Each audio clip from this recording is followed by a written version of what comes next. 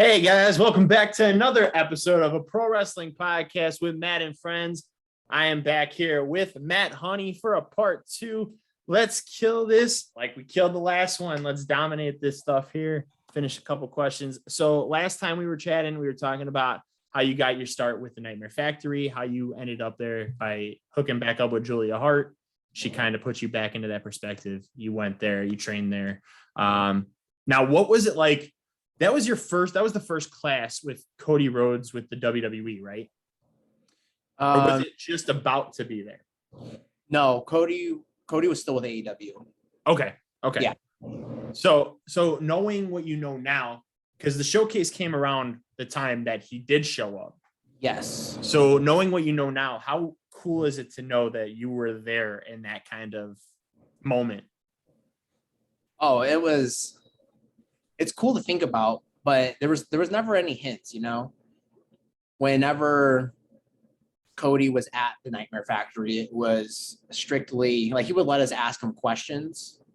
We'd have Q&A, but it was never really stuff about what's going on in his career. It was more like certain situations, like what do you do if this happens, or what do you do if that happens?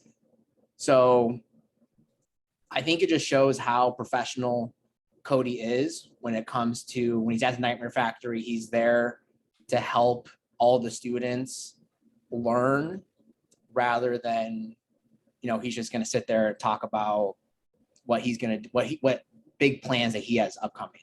Because he's very busy. He was on TV all the time. He had his TV show he was doing. Yes. Plus traveling for AEW and still have time to make it to the factory when he could. It just shows how he's able to separate all the different things going on in his life to truly give 100% of himself to whatever he's doing at that moment. Oh, absolutely. No, I 100% applaud what he does. And like I said, him and QT pull out so many great upcoming athletes in that school, man. And, I know some people come there with former training experience, but they don't really get those spotlights to show what they're capable of right off the bat with those schools. They don't get those showcases. They don't get to be, it's hard to see new wrestlers have a match on YouTube right away. You have one of those, and it's absolutely cool to see that in the showcase. And there was something that I watched too, which I think was absolutely incredible, because I don't see a lot of wrestlers coming out that have such good promo skills right off the bat. And I watched you shoot a promo that you did for Higher Ground Wrestling. Yes. And I was like, this dude can talk. Like, he just has this vibe. I've loved this conversation so far. Like, you're a talker, man. I can tell. And I know you're going to do it great with promos as well. Where did you first start getting more comfortable with the promos? Did you start getting more comfortable at Ken Anderson's Academy or like the Nightmare Factory? Or did you just kind of keep going on your own?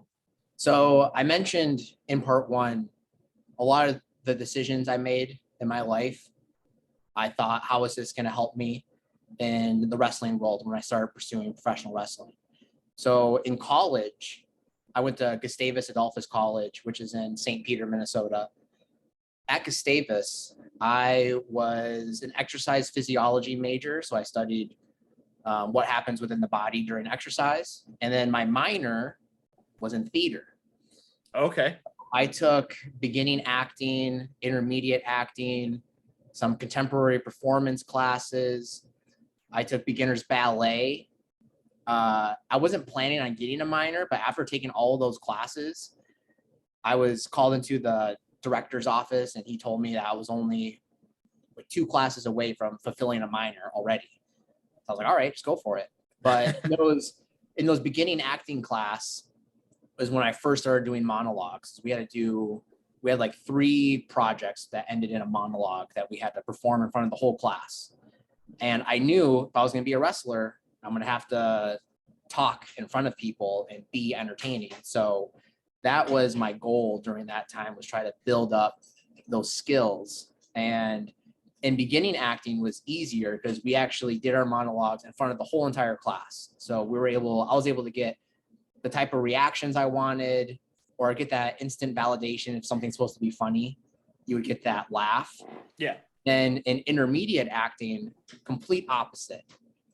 We did our monologues one person at a time, and only one person was allowed to go into the room to perform the monologue in front of the professor, who's just sitting against the wall, about just looking at you and go, okay, whenever you're ready. And he's just, yeah. That's awesome. Yeah, director Henry McCarthy. He's the guy right there. And he also, basically all of my high school teachers and all of my college professors knew that I wanted to be a professional wrestler. And Henry, my professor there for acting, I don't think I told him that was my goal up until like my senior year. And I wish I would have told him earlier, because he told me if he would have known that, he would have tried giving me some sort of special project related to professional wrestling, that I could have done some sort of performance at Gustavus, pro wrestling related. I think that would have been really great. For sure. But yeah, so in college is where I was practicing my promo skills, even though they were just monologues at the time. Hey man, it shows 100%. Like just watching it, like I'm like, dude, this dude just feels so comfortable. It feels so natural. Like it just feels like you're not trying to struggle to get those words out. I feel like it just comes so natural to you. And knowing that story, it kind of makes it seem like, okay, well, that makes sense now, like 100%. Yeah. But no, 100%, dude. Like you just seem so confident with what you're doing, the way you're carrying yourself. It's absolutely incredible. Now let's ask you this. Why did you choose Matt Honey as your ring name? So it's another college story a little bit. My orientation of college. So before college even officially started, I met some friends. I didn't know anyone. So it's like my new friends here. Yeah. We were just talking about high school and stuff like that. And I told them, I don't know how we got in the subject, but I told them my mom would make me breakfast every morning in high school. And it was an egg omelet with avocado and sausage, and then a slice of toast with honey on it. Okay. And the two girls, Kirsten and Greta, they said, oh, that's cute. Did she call you honey toast while she served you honey toast? No. And they just said, well, we're going to call you honey toast from now on. So then about 20 minutes after that conversation, I brought those two to the rugby orientation meetings. I wanted to join the rugby team. Yeah. They came with me, and I didn't know this at the time, but in rugby, it's basically the culture to everyone has a nickname in rugby. And we were doing like introductions. So they're like, all right, everyone go around the room, say your name and how long you've been playing rugby for. So everyone's saying their name. It gets to me. And before I could even say what my name is, both Kirsten and Greta just said honey toast in unison. And all the guys just started laughing. And they were like, that is great. So this was my third day of orientation, and no one called me Matt. From day 3 of orientation to the rest of my college career, no one called me Matt. It was honey toast, toast. No one ever called me honey. It was either just honey toast or toast. And that's all 4 years of college, that's what I was called. Even the RAs at Gustavus, it would have my roommate's name on the door, Taylor, and then over here would just say honey toast. even like, you know, the higher ups didn't call me Matt, they called me honey toast. That is absolutely awesome. So in graduation, when you walk through, did they call you honey toast, or did they actually say your name? They actually did say my name. That would have been really good though. So, and then at Lifetime Fitness during the shutdown, I created like a little Facebook page with some of my clients on there, and I called it Coach Toast because I was like, well, let's just incorporate honey toast in my professional career. So Coach Toast in my professional career. When I was thinking about wrestling names, because my real last name is super long, it's Matthew McKevich, and it's like 13 letters. No one could ever say it. So I thought, well, Matt Toast doesn't really sound like a wrestler. Matt Honey, that has a little bit of a ring to it. And my girlfriend Kate, she also helped put that idea into my head as well too. I love it, dude. I love it. I have a whole t-shirt idea for you, but I'll talk to you about that on a different day. I pitch ideas to so many wrestlers, man. Like I pitched an idea to Josh Breezy not too long ago about something that he should do for his character, and he's like, I like it. So I trained for professional wrestling myself. I had my whole gimmick and everything planned out. Unfortunately, concussions made me not wrestle. Okay. But yeah, no, I have all these wrestling ideas. So I'm like, knowing your name and, you know, the King of the Bees and stuff like that. I'm like, I have this whole idea for a t-shirt for you that I'll pitch to you later on. Yes. But yeah, no. So I know we talked about Bill Goldberg earlier. Is that the reason you chose the jackhammer as your finisher? Absolutely. So I mentioned earlier how I really like to show things to like my mom, like, oh, like look what happened here, and like just see what her reaction was. Yes. And I knew that my mom was going to be at the showcase. So she flew down from Minnesota to Georgia, her and my girlfriend Kate, just to watch my showcase. So I knew she was going to be there, and I haven't told her like a lick of what this match was going to entail. She had no idea that she was even going to be involved in it. We involved her in the match without her permission. And we're like, make sure she's sitting front row so that Liam Cross can talk as much crap to her as possible.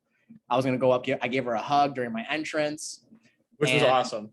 I knew that I did the jackhammer because Goldberg is my mom's favorite wrestler. Yes. And if it wasn't for Goldberg, I never would have gotten into wrestling the way I did.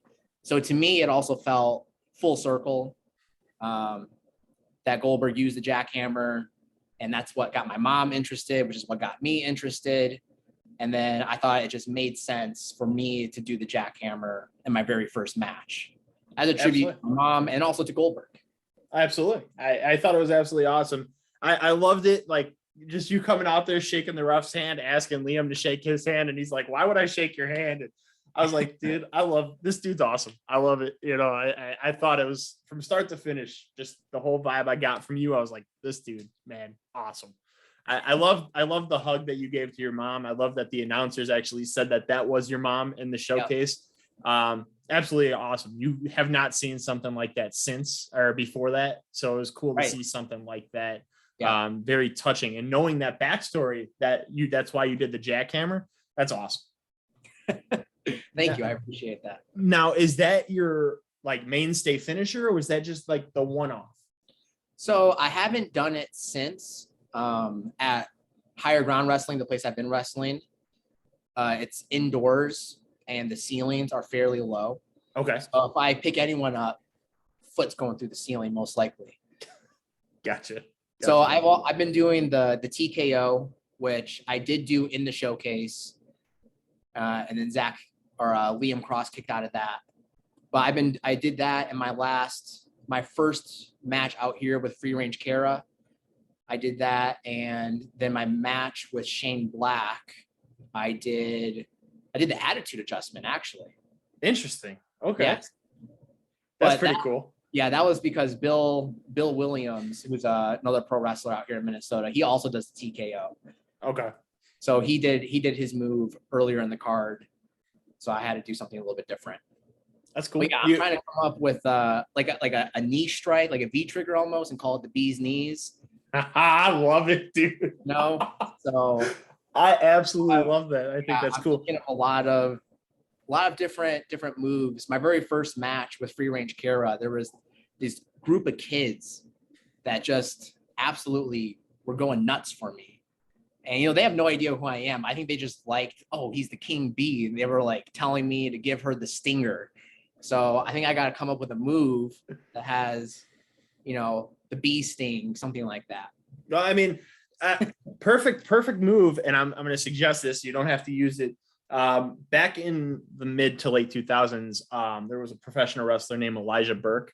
I don't know if you're familiar with him. D'Angelo De Niro, Elijah Burke, whatever you wanted to call him.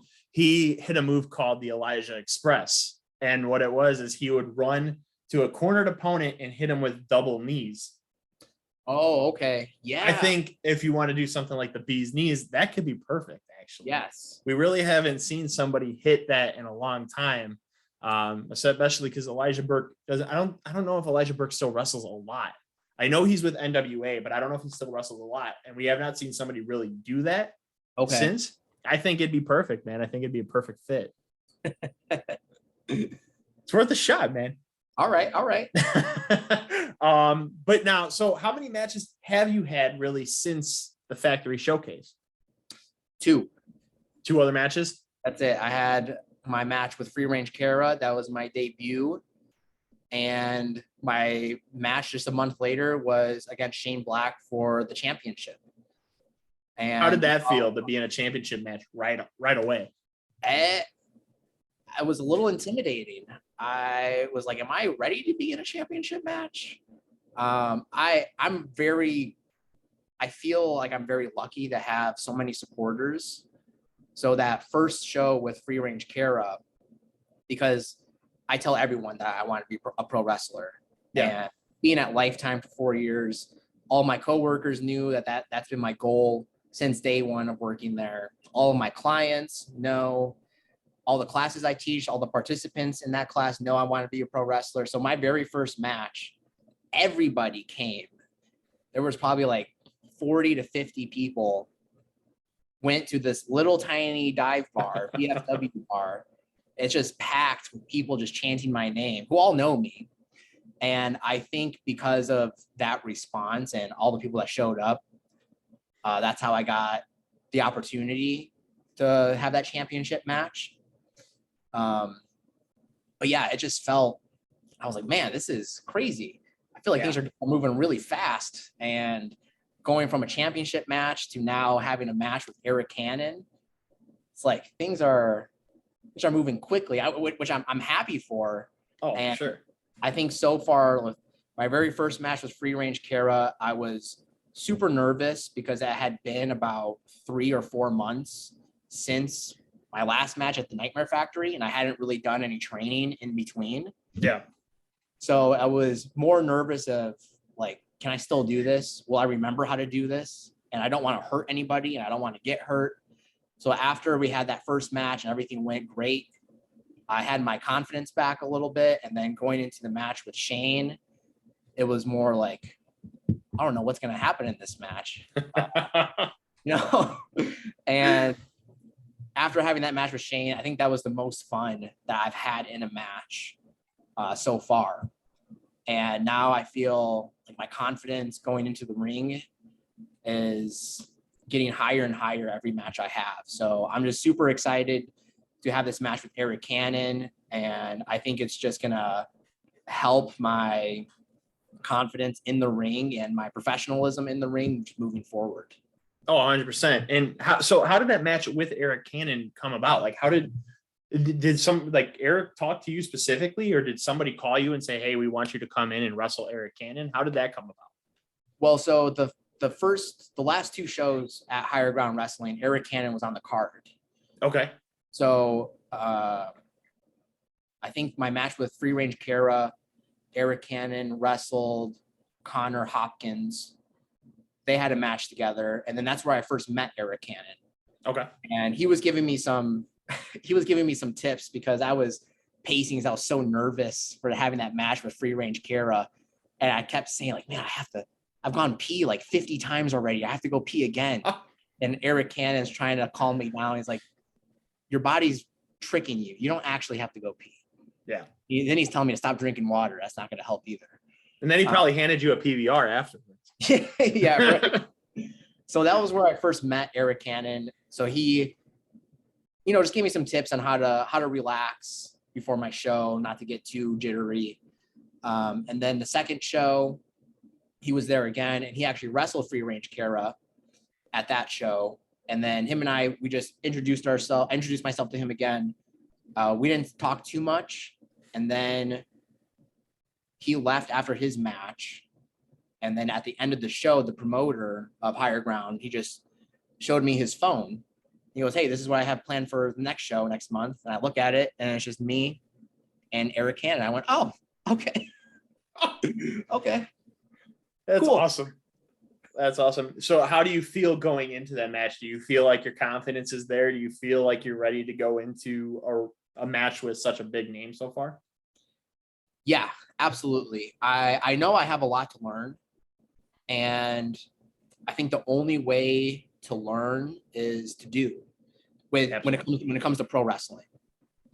If you think about things too much, or if you're like learning a move, for example, and you keep thinking about it or you overthink it, that's when you mess up, you get hurt. I think what I'm learning right now in my really young career as a wrestler is just take these opportunities as they come, and whether like wrestling Arik Cannon, if it's an opportunity I think is too big for me right now, I'm just gonna roll with it. And I know it's gonna help me in the long run. I know I'm gonna learn a lot from Arik. And yeah, I'm just super excited to see what kind of match him and I are gonna have. Oh, I think it's gonna be absolutely awesome. Yeah, I started watching some of his matches on YouTube. I see he's wrestling Samoa Joe, MJF, Bryan Danielson, all these guys. Dude, like I've said numerous times, and I posted it on social media, Arik Cannon, I think, is one of the most underrated professional wrestler legends in the business. I have been a fan of his since Wrestling Society X back in the day on from MTV. I've watched him like throughout his entire career. Dude is amazingly talented. I feel like he has not got the big break he deserves, but he's absolutely tremendous. Yeah, and he has his first wrestling promotion out here in Minnesota as well. And I will also be working those shows. So this upcoming weekend, I have 3 shows. I have wrestling Arik Cannon on Friday, and then wrestling for his promotion Saturday and Sunday. That's awesome. That's awesome. I mean, obviously he sees something in you to bring you to his show, you know? Yeah. So I'm very grateful just to like how fast things are moving. For some reason, I just thought, my first match would be like a 2-minute squash, something like that. And then eventually, as people just start to know me, I would eventually have like a longer match or eventually just get a win. Yeah. But no, things have been moving. Things have just been amazing so far. And I'm just really loving it, enjoying it. Oh, 100%, man.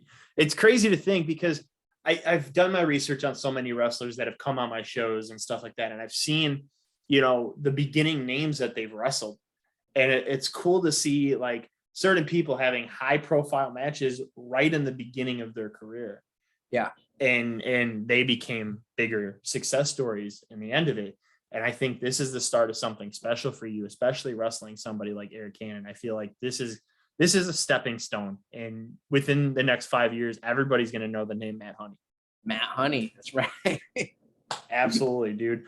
Aside from pro wrestling, do you have any fun hobbies or collections that you have or anything like that? Yeah. I really enjoy playing video games, of course. I have a love-hate relationship with Fortnite. I love to play it when I win, which means the majority of the time I hate it because I'm almost always losing. That's fair. Yeah. And the God of War games, Grand Theft Auto, Red Dead, playing all of those. Outside of video games and wrestling, usually working out. I told you I'm a personal trainer, so Yes. Always lifting, hanging out with my friends. I really love this is also kind of what Matt Honey's character is. I really love to throw my own parties. That's so cool. For my 21st party, I had this vision of just having just like a banger of a party with all these people. And I grew up in an apartment complex, so it's hard to have a banger party at an apartment. Yeah, right. But luckily, I had a friend who was living with his dad, and they were moving out of their house, and the house was empty basically, but they were still there. And I just asked him, I said, "Hey, can I throw my 21st birthday party here?" And he was just like, "Sure."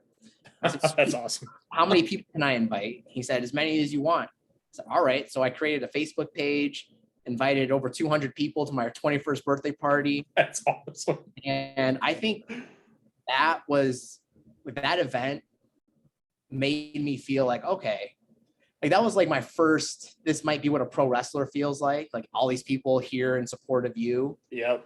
And that's what I want my Matt Honey character to be about. You know, the Honey Hive is my fan base. Like I want everyone to be in the Honey Hive. I want everyone buzzing for me, Matt Honey.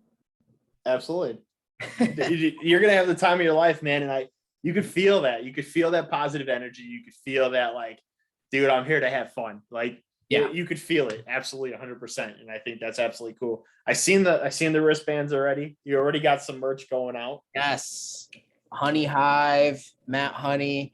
It's funny you mentioned t-shirts because I am right now working with a local t-shirt place out here in Minnesota to get some t-shirts designed. That's awesome. I still want to hear your concept. So yes, please send that to me whenever you can. I will. I think I don't want to put it out there yet because I don't want somebody to hear it and then be like, right, that's a cool idea. I'm going to take it for myself. You know, I think certain things come out really cool when it's just that one-on-one conversation. Oh, absolutely. Absolutely. But yeah, for part 2 here, do you want to tell the fans where they can find you at on social media if they did not catch part 1? Yeah. So Twitter and Instagram, Matt Honey 66. And Facebook, I have the Matt Honey Facebook page. I do not have a YouTube channel yet, but I think once I get more matches recorded, I'll create a little Matt Honey YouTube channel and throw all my matches up there. Absolutely. Matt, dude, I believe you're going to have a bright career. I'm looking forward to what you're going to do in the next 5 years, man. You're going to absolutely kill it. You just, like I said, man, you have that positive energy. You have that confidence. I just feel like you're going to be a big, well-known name in pro wrestling. Thank you so much, Matt. Absolutely. Really loved talking with you and being on your show. It's fun to talk to wrestling fans. You know, there's wrestling fans that aren't fans the same way we're fans. Yes, 100%. You know? And I love talking to people that share the same passion that I have. Oh, 100%, man. And we'll have to do this again, and we'll talk your Arik Cannon match. We'll talk about other matches that you're going to have. Yes. I think more people need to be on the lookout for you. If you don't watch the showcases, please check them out. They're absolutely incredible. You find people like Matt Honey that absolutely are going to blow up in pro wrestling, and it's absolutely fun to watch. So please make sure you check those out. Go follow Matt on social media. Till next time, you guys have a great one. Take care. See ya.